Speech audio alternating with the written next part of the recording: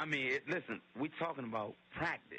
Not a game, not a game. If you're looking for the best basketball talk in the universe, you just found it. This is Deep Hoops, where fans are the host.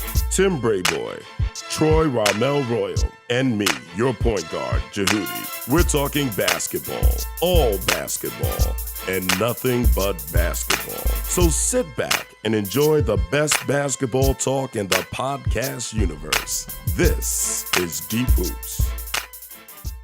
Welcome to another edition of Deep Hoops. I am the minister. I am Tim. And I'm Rob, the straw that stirs the drink.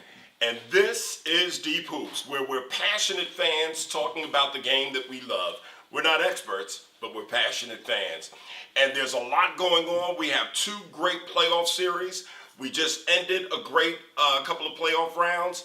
And we want to start the show off with, I think, the consensus. There may be a general consensus right here on this panel with the Dwane Casey firing. I particularly don't think he should have been fired. I think that the team is not assembled to do anything but win in the season, and that's not his fault. That's how do you pronounce his name? Missouri? Missouri.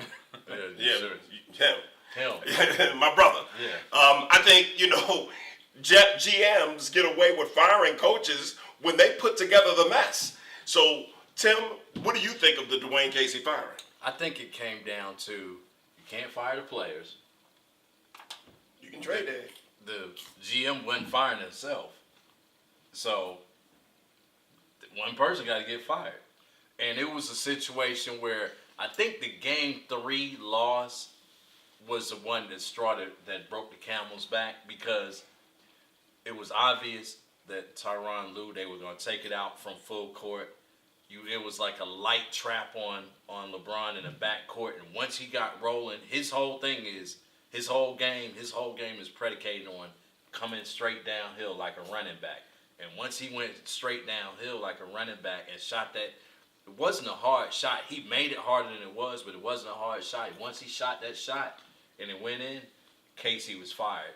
They might as well. But wait a minute. At that point, DeRozan hadn't shown up. And I agree. He pulled DeRozan. Ibaka, was in and out. I agree. I'm not saying that Casey shouldn't have gotten fired, but the GM isn't firing himself. So for the GM, maybe the owner should have went down there and fired the GM. Now, the one thing about Toronto is, just kind of reading on them, they're selling out every night. Their interest is high. So if I'm an owner, I'm like, okay, I can win between 55 and 60 games every year, say 53 and 59 games every year, get to the second round of the playoffs. Maybe we get, depending on if we're not in the same bracket as LeBron, we can get to the conference finals. I'm doing good. So I'm like, okay, I can kind of make this work. Well, Rob, what are your thoughts? I hear you, Tim, and everything. And listen, I've said on this show plenty of times that if Toronto does not go to the finals or the Eastern Conference Finals, I said he was going to get fired. And only because I felt that they were looking for him to finally make this leap. I have this theory in sports. You got a 5-year window to get it done. And this has pretty much been the 5th year for Toronto to kind of make some noise. With that said, I don't think he should have been fired. The guy's done a tremendous job. I don't think that the next person is going to come in there and do anything different. If you're firing him because he got swept 2 years in a row by LeBron, lost to him 3 years in a row, then why didn't the Knicks fire Pat Riley when he couldn't beat Jordan? Right. I mean, this is what it's coming down to. You're losing to maybe the game's best. Maybe the game's best of the new millennium. This is not like he's losing in the first round to the Orlando Magic. Right. I said it in the first round. That was the coach's brow. The loser of that between Toronto and Washington was going to get fired. Mm-hmm. But I didn't know that he would survive that round to get fired in the next round. I don't think it's justifiable. But then our next question: who are they going to pick? Now, I've been hearing that Budenholzer, Coach Bud, is going to be. He doesn't have success against LeBron. You know what I mean? So if you're saying that it's because they couldn't get past LeBron, how is it that you're going to get another coach that can't get past LeBron? I think the thing that they may be looking at is Booten. His calling card is a strong defensive plan. He gets the max out of the talent that he has. So I think they may be looking for a change for change sake, and it happens. And he's the best name out there. He's the hottest name out there. But I mean, now Meta World Peace said that Drake should be the coach. But here's the thing, and call me crazy, have a rebuttal. You guys out there can respond. Personally, I don't think defense or a defensive-minded coach is going to beat LeBron. I look at LeBron's track record. Every team that LeBron has played on, he's never played with a dominant backcourt. D-Wade, top 5 at his position. Mario Chalmers, below average. In Cleveland, when he went the first year, Larry Hughes and Mo Williams. With Kyrie Irving, top 5 point guard. J.R. Smith, average ball player. He's never played with a dominant backcourt. But his front court has always been better than his backcourt. Even when he went in 07, Ilgauskas was probably a top 5 center. Okay? But even when he was in Miami, him and Bosh was a formidable front court. Him and Kevin Love is a formidable front court. So my theory is to beat LeBron, you have to have a front court that can beat his front court. We seen it in 07. Tim Duncan took him to school. We seen it against Dallas. Dirk Nowitzki took him to school. We seen it in OKC. Durant went up by himself. He didn't have no help in the front court to go against, so they beat him. If it wasn't for Pop pulling Duncan in Game 6 in the final seconds and Chris Bosh is getting that rebound, they probably would have lost to Duncan and Kawhi because they pushed him and Bosh. The following year, pushed him and Bosh, and they won. Let's fast forward. First year in Cleveland coming back. He didn't have Kevin Love. It was him and Tristan Thompson. Bogut, Draymond Green, and Barnes ran circles around him. The following year, they come back. Love is there. Bogut misses a game. Draymond misses a game. And Barnes was a no-show. What happens? They win. Last year, Kevin Durant replaces Barnes. Durant and Green run circles around the front court. And they win the series. So now when you come to Toronto, they have nothing in the front court to come back and compete against that front court. So now, let's look at Boston. We seen last night. I have Boston winning the series. Why? I think their front court can outdo their front court. And we seen that last night as they scored 32 points between him and Kevin Love. And they had 60 points nearly between Tatum, Morris, and Horford. So if you want to beat LeBron, it's not about shutting LeBron down. It's about your front court having to match or beat his front court. I did a little homework, boy. Did a little homework. Did a little homework, bro. Got a little homework cap on. Yeah. I think the thing with Toronto, if we're going to go back to that, is Valanciunas, he was killing Kevin Love in a couple of those games. He got into foul trouble or Casey pulled him out. And that may have been one of the things that, that was the matchup right there. Tyronn Lue went to Tristan Thompson. That kind of leveled everything off. So I think Ra has a very interesting point where it's the front court.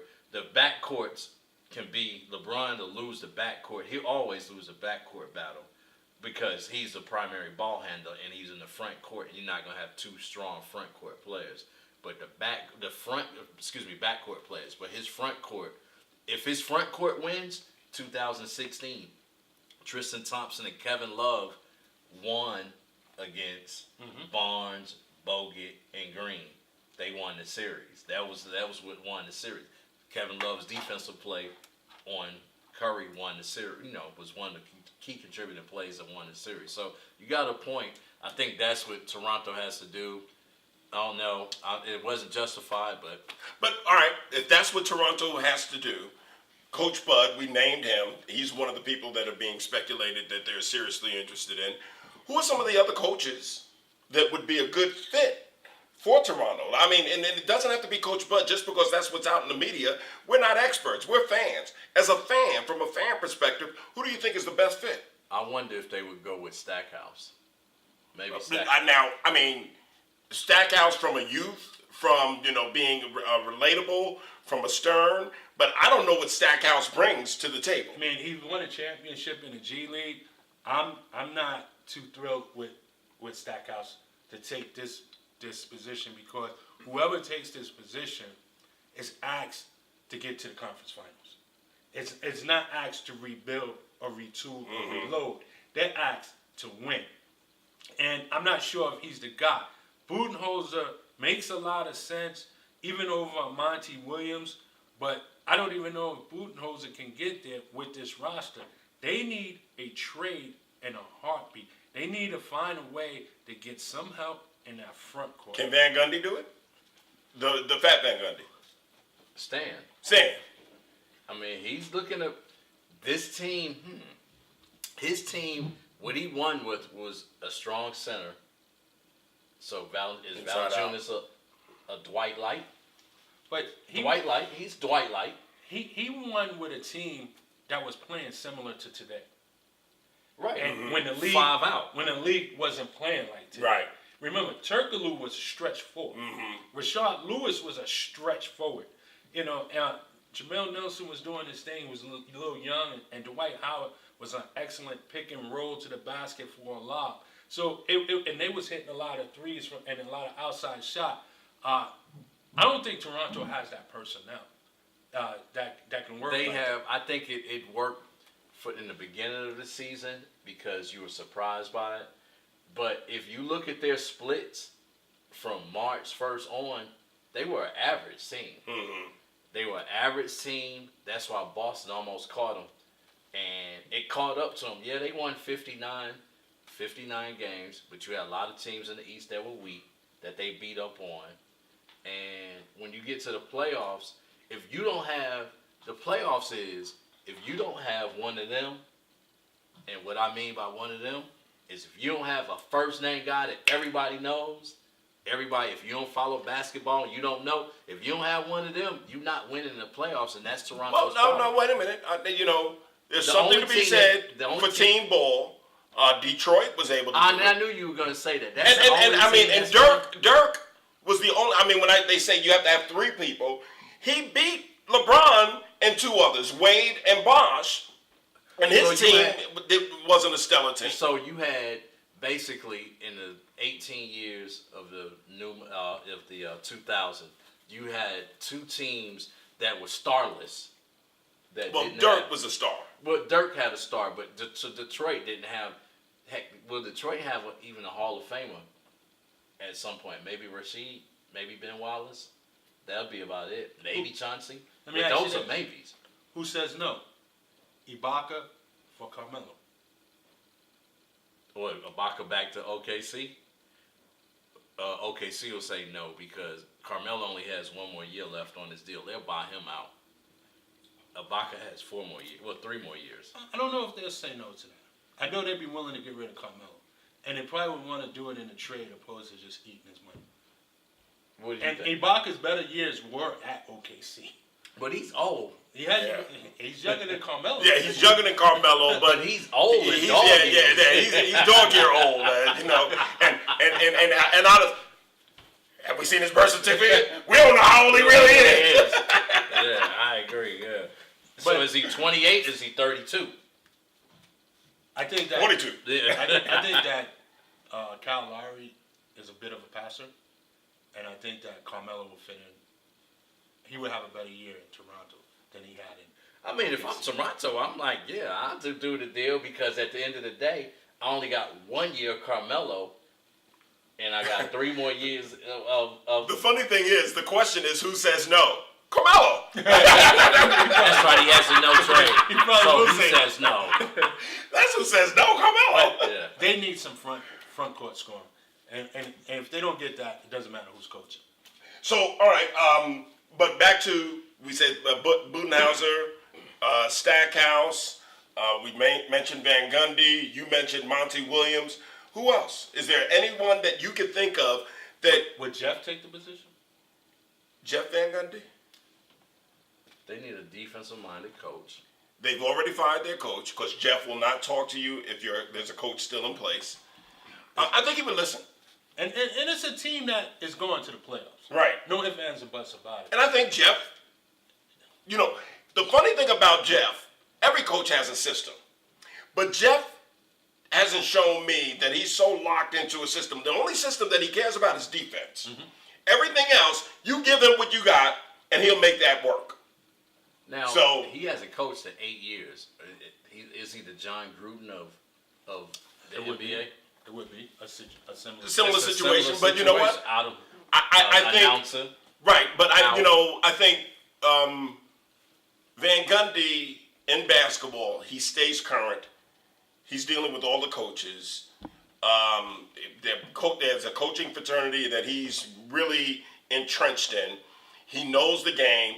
Yeah, the game has changed, but it's not like he's not stayed on top of what's going on in the game. So I think that he could step right back in and fall into place. I really do. If I'm Toronto, what I don't want is unless I'm going with Stackhouse, I'm bumping Stackhouse up from the G League up to the big chair. I'm not going to a young assistant coach. No, because you got a veteran team. You need a veteran coach. And that's why Jeff sounds good. Mike Budenholzer sounds good. Stan, he probably could go there. I don't know if that's the case. But if I was to go with somebody that doesn't have the experience, I would rather go with Stackhouse because he's familiar with. And he's within the organization. Right, he's within the organization. But I really think that's a situation where they need a veteran coach. I do too. Now, Orlando's open still. Yeah, Orlando's open. Atlanta just filled theirs with the guy from Philadelphia. So there's 4 jobs open. New York, Orlando. No, New York is filled. New York is filled. Fizdale. Oh, that's right. Okay. You got Orlando, Milwaukee, Detroit, That's what I meant. and Toronto. In Toronto. Right. So of those 4 that are currently open, I think there are going to be some other openings. I really do. Who do you think? I don't know. I know Cleveland's going to be open. Cleveland will be open at the end of the year. Let's talk about that. Okay, well, before we talk about that, because if Cleveland does open up, so the question is, what is the most attractive job? What is the best job that's available right now? That are open right now. I think Milwaukee is. You're on a hard count, a hard stop because Greek Freak's contract is up in 3 years. So you have a 3-year window to make this thing happen. I think it's kind of like Toronto. You got a 3-year window to kind of make it happen. Now, if you want to kind of grow with everything, Orlando should give you. Orlando can't keep cycling through coaches. They had about 6 coaches since Van Gundy. See, and that's what makes Orlando a bad job. And I'm going to tell you, you say that the Greek Freak, but I think you're saying Milwaukee's a good job because of the Greek Freak. But they haven't shown that they know what they're doing in the front office. Well, so from that standpoint, now we blasted Missouri or whatever his name is, Asan Missouri. We blasted him for firing what's his name, but he is a front office executive that has shown that he knows how to put together a team.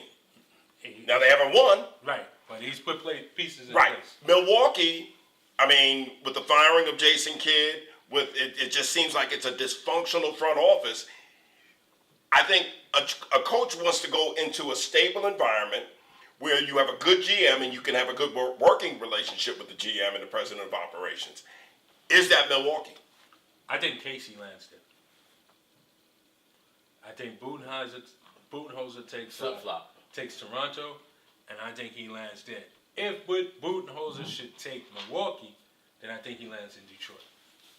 Who lands in Detroit? Casey. Who lands in Orlando? Hey, they're gonna go with it's a younger. Yeah, they're gonna get someone just like Phoenix. They're gonna get someone that they don't have to pay a lot of money. Just like Atlanta, just like Phoenix. Because think about it, Atlanta at this point, Atlanta's still paying Coach Bud, say 2-14. They're on the hook for 2-14 until he takes another job. So if he doesn't take it, just say if he sits out this dance, all the chairs are filled, or he sits out, he's getting his $7 million next year for the 2018-20. So if he takes another job, that voids his contract. It's offset.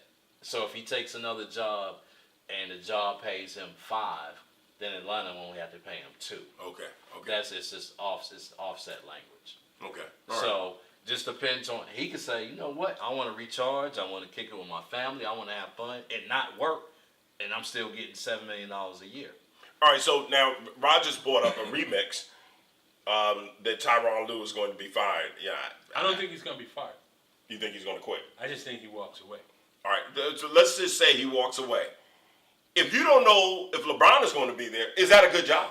No. I mean, does that go down with the Orlando? I mean, but no, it's a pretty good job because the one thing that you do have depends on what happens with the ping pong balls tomorrow. Right. If you get a top pick, then you kind of got the best of both worlds because you could, if LeBron stays, you're flipping that pick. LeBron's not going to play with a young player. It's already proven he's not going to play with a young player. For better or for worse, he's not going to play with a young player. So you're flipping the pick if he stays, and if he goes, then you have a building block for the future. What do you think? I mean, is it a good job if LeBron doesn't stay? Even with that pick, they have not shown. Now we have new management now, but they get picks. I mean, what was the boy that they picked that's not even in the league anymore? But now they did think about it. They hit on Kyrie. They hit on Wiggins, which got them to get love. Right. Listen, this is me. If LeBron's leaving, I'll take the job. If he's staying, I don't want the job. All right, now please, you stirring the drink. You stirring the drink big time. I just think it's a headache to coach LeBron. Mm-hmm. But it's a headache that and I don't want it. That most coaches, because for as much passive aggressive whatever LeBron is that you got to deal with, I know I'm gonna be coaching in the Memorial Day. June. Memorial Day. I'm gonna be coaching at least to Memorial Day. Mm-hmm. I mean, then that's a bad season if I'm coaching just till Memorial Mm-hmm. Day. It's not what you only got. Maybe 2 other teams that you could say, unless something crazy happens, I'm coaching at least till Memorial Day. So that makes it a good job. But who takes that job? I mean, and honestly, now that's where you go get somebody young. Because LeBron is going to, maneuver and do what he wants to do, and he's going to run the coach. A Van Gundy is not going to take that. But I think... Does Mike Brown go back? No, not for the 3rd time. Because he was there twice already. I think that may be a job. Okay, I'm going to throw something out there. Mark Jackson. Well, I know there was some talk at one point about Mark Jackson before they fired the guy from Israel. Right, before they fired Black. Yeah. So, Because it has to be, because the thing with Jackson, that might be the best spot for him because he built Golden State. When those guys were young and they were floundering. Well, I hear people. You're right. I hear people say that he built it. He didn't build it. He built the confidence. He built the winning attitude. Right. He built them on the court. But their front office built that team. Right. Wait. The defense, and Kerr will tell you, he hasn't done too much. He doesn't anything with the defense. Right. It was Jackson's offense that they didn't like, but his defensive principles were on point. So I can look at that and say, you know what? His defensive principles were on point. He built the confidence. He couldn't get him over the hump. And who's to say if whatever internal squabbles that they had, if he came back the next year, that they wouldn't have won the chip anyway. So that's why I say Mark Jackson. And if LeBron stays, I think LeBron will respect Jackson more than he will respect a young coach. LeBron's going to run roughshod over. I don't think LeBron, LeBron knows what he wants to do. We also know that he's sort of a savant as far as basketball is concerned.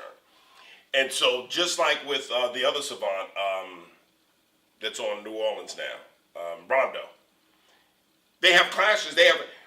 It just happens to be that LeBron is the best player in the universe. So there is no clash. The coach is going to do what LeBron says. Rondo has clashes with coaches because he's not the best player in the NBA, but he is a savant. He knows what he's talking about on the floor. Right. So, Mark Jackson to get back in coaching, because I really think that he's blackballed. I agree. When Fizdale, after 1 year of head coaching, got the job in New York over Mark Jackson. It just told me he doesn't. I knew right then. Yeah. Mark Jackson was blackballed. Yeah. And I'm not dissing Fizdale, but you compare resumes. Compare resumes as a head coach. Mark Jackson's supposed to get that job. And then a New York native, drafted by the Knicks, grew up in Queens, played at St. John's. I mean, you don't have any better Played homecoming. with New York. Huh? Played with New York. Drafted by them, right? Rookie of the year. In New York. Come on. Yeah, it was a perfect fit. You have fans screaming for him. I chat on ESPN blog, ESPN Sports New York, and all the fans that blog along with me, they just knew for sure that it would be Mark Jackson. And Fizdale, to my surprise, was the first person interviewed. Was he? He was the first person interviewed. And chances are, if you're the first person interviewed, it's your job. It's yours to lose. It's yours to lose. And I mean, listen, he probably does a great interview. They said that Mark Jackson had a reputation of being hard to deal with, and taking direction. Hopefully he learned something from that. We also know that Mark Jackson really needs to be a bit more imaginative in today's game with his offense. He did the thing with defense. You saying that maybe a year or two later he would have won a title? I don't know that that's the truth. I hear people saying that, but his offense didn't translate to winning basketball. It translated to getting to the Playoffs, right? But not winning. Right. So, there's some things that he has to do, and we have a perfect example in football. New England's coach, Belichick. He looked terrible in Cleveland, and now he's a genius. Right. So he made the adjustment. So we hit on that. Ron came up with this question, and we got to throw it out there. And I want to make sure I read it the right way. Who is more skilled, Kobe or LeBron? That's an easy one for me. Would you like to go first? No, take it. It's your question. First of all, I'm really, really tired of hearing about LeBron chasing Michael Jordan or LeBron being the GOAT. And he's close to Michael. He hasn't passed Kobe. Kobe is still ahead of him with distance. Mm-hmm. I'm not a Kobe fan, but I respect greatness. When Reggie Miller retired, as a Knicks fan, I stood up. When Chipper Jones retired, I stood up. And they killed the Mets and the Knicks. Mm-hmm. But I respect greatness. Kobe Bryant, by far, it's not even close, is more skilled than LeBron. He has the better jump shot. He has the better free throw shot. He has the better post-up game. Yeah, sure, LeBron averaged more assists. That's because he looks to pass more. Kobe can pass. Kobe has a better handle than LeBron. I think if you take away LeBron's size and put them even size, Kobe gets to the basket better than LeBron. I mean, to me, it's really nothing that LeBron does that says he's more skilled than Kobe. Yeah, he rebounds more because he's bigger. He rebounds more because Kobe didn't go to rebound. Kobe was ready to go out on a break. He had horses to rebound, and he just got the ball and did his thing. Kobe, by far, better mid-range shot. Okay? Someone said today, oh, well, LeBron shoots a better three-pointer. Well, most of Kobe's career, three-point shot wasn't shot like it is now. Mm-hmm. So he stayed in his range, his mid-range. His post-up game was better. By far, he is more skilled. And defense? Kobe was 9-time all-defense? Kobe's a better on-the-ball defender than LeBron can ever be. LeBron's a weak side defender. He's a weak side. Who comes over. He safety. doesn't guard his man from tip-off to the buzzer. Kobe will guard his man and someone else's from tip-off to the buzzer. So, for me, it's a no-brainer. Kobe Bryant is the more skilled player. Before you answer, because I think I know where you're going. So let me just say, I'm not going to be as long. It's Kobe. More skilled, it's Kobe. Now, unlike Ra, I am a huge Kobe fan. But as big of a Kobe fan as I am a bigger basketball fan. And I think skilled. I mean, the phrase was skilled. I'll go with Kobe. Okay. It's your mic. Okay, I would say LeBron was more skilled because of you can't discount the 6'8" to between 250 and 270 that he is coming straight downhill like a running back, like an Adrian Peterson or like a Jim Brown back in the day, coming straight downhill at you. No one wants to stand in front of him. He's a decent three-point shooter, not a great three-point shooter. I think he's just because he was bigger, he's better in the block. Now, Kobe in that mid-post, Kobe could still probably go out in the mid-post and play 20 minutes a game and average about 12 or 14 points a game, just in that mid-post, not shooting a lot of threes, just killing you with his footwork in the mid-post.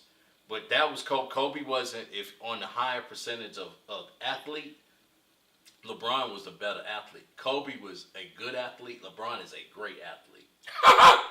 LeBron is a great. He is a great athlete. He is a great athlete, and I think, but a skilled basketball player is the question, not athleticism. Not a freak of nature. We said a skilled basketball player. Wait a minute, how did I get to be? Come on, that LeBron. Come on, man. He can be passive aggressive. He has a whole bunch of things I don't like about him, but I don't like that people take away that from his greatness. And nobody. Listen, all-time great. He is an all-time great. There's no doubt about that. And I will say this. Kobe's not an all-time great? Of course he is. I will say this. If, and this is a big if. What did you say about candy and nuts and all that stuff? Candy and nuts, yeah, all of that. If they somehow can find 8 more wins, LeBron and LeBronettes can find 8 more wins this year in the playoffs. 4 regular season MVPs, 4 chips, and 4 finals MVPs, more than likely, would bump him up considerably. Because right now, I agree with Raw, I agree with you, he hasn't passed Kobe. But that would bump him up past Kobe at that point. We ain't got to worry about that bump, okay? I agree. That bump ain't happening this year. Yeah, Kobe's 5-2. I know. But 5-2, 5-2. playing with Shaq, and Shaq in his ultimate And prime. 2 and 3 playing without Shaq and playing with. The only other Hall of Famer on that team is Pau Gasol, and he's not getting in the Hall of Fame on his NBA career. He's getting in on his international. Okay. And LeBron has played with 5 Hall of Famers. But he didn't play with 5 Hall of Famers at one time. He played with 3 at one time and 2 at one time. He played with Wade, Allen, and Bosh. Bosh is a Hall of Fame. Oh, no, come on, stop it. He's a question. He's not a question. And he didn't play with Ray Allen in his prime. If he didn't play with Ray Allen, he wouldn't have He had one less championship. He'd have one less championship. Okay, Bosh and Ray Allen, for that matter. But, okay. Because Bosh got the rebound. Yes. And sent it over to Allen, right? Come on. And Love and Irvin, Kyrie's Hall of Fame. And he went to 3 finals with them. Okay, Kyrie, we'll see how his injury history is. And Love isn't making a Hall of Fame. Sorry. Yeah, Love's come on. Are you kidding me? No, he's not making a Hall of Fame. Come on. Because T.L. LeBron. Tim loves LeBron. Oh, a little TLB? T.L. LeBron. No. That's what it is, man. That's what it is. Oh, TLL. Little TLL. Go ahead, TLL. No. I don't love LeBron. Whatever. I just know greatness when I see it. Yeah. We're not doubting his greatness. We're not doubting his greatness. But y'all trying to... Wait a minute. You the one last week said that Bird is better than LeBron. Yeah, and I stand by that. No, LeBron is way by better. And you, as much as you hate LeBron, you even was like... Bird is not... I mean, listen. Bird is an all-time great. Yes. So I'm not diminishing Bird. But LeBron is past Bird. Yeah, that's my opinion, right? I have no problem with that. But I still think Larry Bird is ahead of LeBron. He only played 8.5 full seasons. Injury-free when his back wasn't broken. And you have to take something into consideration for LeBron doing it for 15 years. That is impressive. He started at 12. Right. Well, no hand checking. It makes a difference.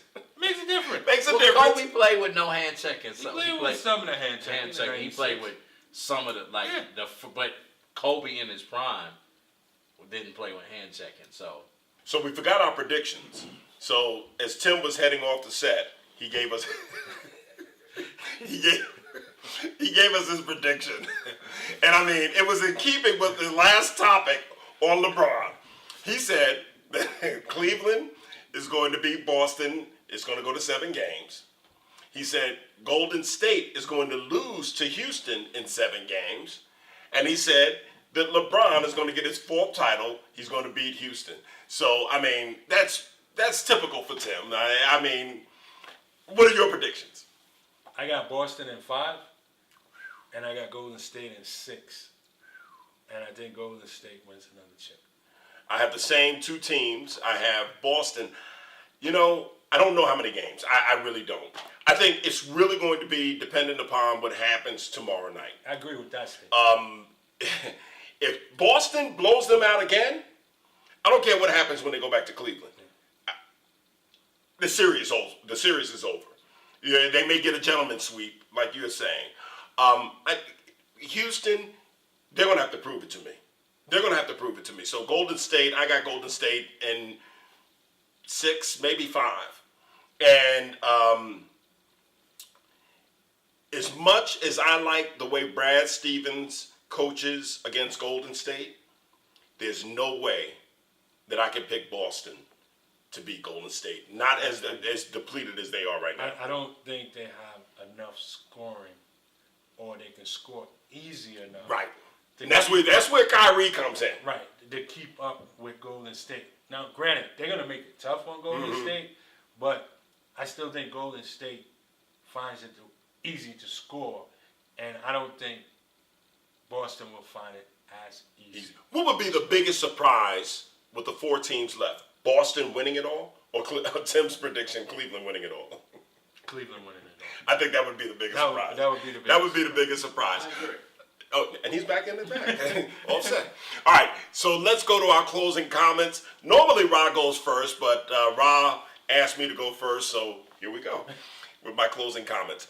As I look at what happened with the Knicks, and I talked about it earlier, if Mark Jackson couldn't get the job in New York, is Mark Jackson blackballed from the NBA? Is there some collusion going on with the NBA owners saying, don't hire this guy?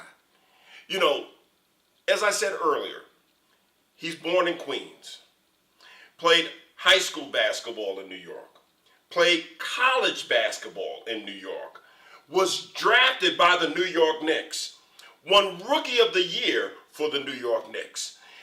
He really, if you start talking about people that epitomize New York and New York Knicks basketball, he's one of the names that you would come up with. Bernard King, Patrick Ewing, there's some names that you would come up with, Walt Frazier, but Mark Jackson is on that list. And for Mark Jackson to not get that job, is there a job out there for him? Will he be perpetually as an NBA announcer? Because the owners and the general managers in the NBA are saying no to Mark Jackson? What did he do that was so heinous that they are not willing to hire him? He bought that team and made them a legitimate contender. Now, I talked about his offense being a bit anemic, but he did orchestrate a style that was conducive to winning and bringing back a winning culture in Golden State. So why is he blackballed? Fizdale had 1 year. I want you to hear this. 1 year of NBA head coaching experience. And he went to the playoffs in that 1 year, right? He went to one playoff. Yes, he did. He went to one playoff, which is great. Mark Jackson had several years and went to several playoffs. So why Mark Jackson is no longer being considered or not being seriously considered and didn't get the New York job is a mystery to me. I say this. If Tyronn Lue gets fired and if LeBron stays and he wants to have Mark Jackson there, that may be the only shot that Mark Jackson has to be an NBA coach again in the NBA. That's my closing comments, and I throw it to my man, Rob. Excellent stuff. I'm going to go an unusual way today. My closing comments is going to center around my colleague, Tim. No, I'm only kidding. I'm only kidding. I want to talk about the Philadelphia 76ers. The Philadelphia 76ers, I believe that they exceeded everybody's expectations this year by not only reaching the playoffs, but surprisingly going into the second round. I thought they had a sensational year. I thought their coach did a phenomenal job throughout the year. Come playoff time, I think he got out-coached by Brad Stevens. But as we witnessed, Brad Stevens is out-coaching everybody these days. So I don't hold that too much against Brett Brown. Could he have done some things a little bit different to maybe change the outcome a little bit? Possibly so. But nevertheless, I think Boston would have won that series. But I want to talk about Philly. They had a motto called Trust the Process. And it's paid off for them. I don't encourage any business or any team to sacrifice maybe 4 or 5 years of really in the dirt, in the bottom, in the mud. But in their case, it's played out. And their off season is really looking bright. They may be a player away from actually taking the next step and going forward. And that step is going to the Eastern Conference Final. I really think that they need to re-sign Redick. But I believe they need to find a wingman and also find a pure point guard over there that can relieve some of the duties off of Ben Simmons. Ben Simmons is a baby LeBron in the makings. He has the ability to play point guard. But because you have the talent to play point guard, doesn't mean you can play point guard. Anyone can pass and rack up assists. That's no problem, especially if you're featuring double team. There's always going to be an open man. But when you're a point guard, it's here. You have to have the mentality to be a point guard. You have to know when to speed the tempo, when to slow the tempo down. You got to know when to call out a play and maybe set up the big fella or direct a big fella and say, go down in the paint, we're going into the box to you. It just cannot be played by talent alone. So this offseason, I challenge the Philadelphia 76ers, if they want to take the rise and make it to the Eastern Conference Finals and be part of what many people around the NBA circles is thinking that the years to come in the East is going to be between them and Boston, they need to fill the 3-hole and also bring in a point guard that can relieve some of the pressure and duty off of Ben Simmons. And I'm talking about somebody as simple as a Jose Calderon.